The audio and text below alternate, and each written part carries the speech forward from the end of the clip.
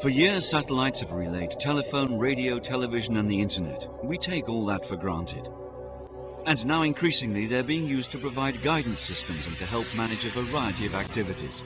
In fact, these new navigation services have put satellites in the driving seat. Satellite navigation can be used wherever people travel, on or around the globe. Europe is developing Galileo, a joint project of the European Space Agency and the European Commission. Galileo will consist of a constellation of 30 satellites revolving at about 24,000 kilometers above the Earth, providing a true network of coverage. Galileo has many different uses, from the simplest level, from finding your way, to more complex applications. Galileo will advise on the best route to take to avoid heavy traffic and will monitor the use of road networks. It'll also be used to manage fleets of taxis or lorries. In the aeronautics field, it offers an additional safety guarantee, both in the air and during those sensitive moments of takeoff and landing. At sea, satellites will become the new stars to guide us. In fact, all forms of transport, whether road, rail, air or sea, will benefit from this space assistance. Galileo will improve search and rescue operations. When someone is injured, no matter where, they'll be able to send a distress signal indicating their exact location.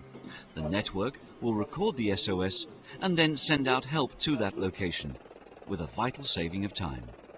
This new technology will open the way for applications in many different working situations. It's coming someone for you. Good hands. Satellite navigation is based on the principle of analyzing time differences between the receiver and the satellites, which are equipped with atomic clocks. The receiver measures the time it takes for signals to reach it, and with this data, calculates the distance. The position is obtained by cross-checking signals. The receiver fixes the position through triangulation using the satellites as reference points. It requires information from at least 4 satellites visible to the receiver to obtain optimum information on position, time and speed. Europe is equipping itself with a system capable of guiding us anywhere with worldwide availability. Galileo has an added advantage. Unlike American GPS, its civilian character will be a guarantee of continuity of access and signal quality. In addition, the Galileo and GPS systems will be compatible and interoperable, which can only strengthen the reliability of the two systems and make them even safer to use. Meanwhile, until Galileo becomes operational in 2008, Europe has already implemented a system, EGNOS, the European Geostationary Overlay Service. It's a network of ground-based stations which analyze GPS signals.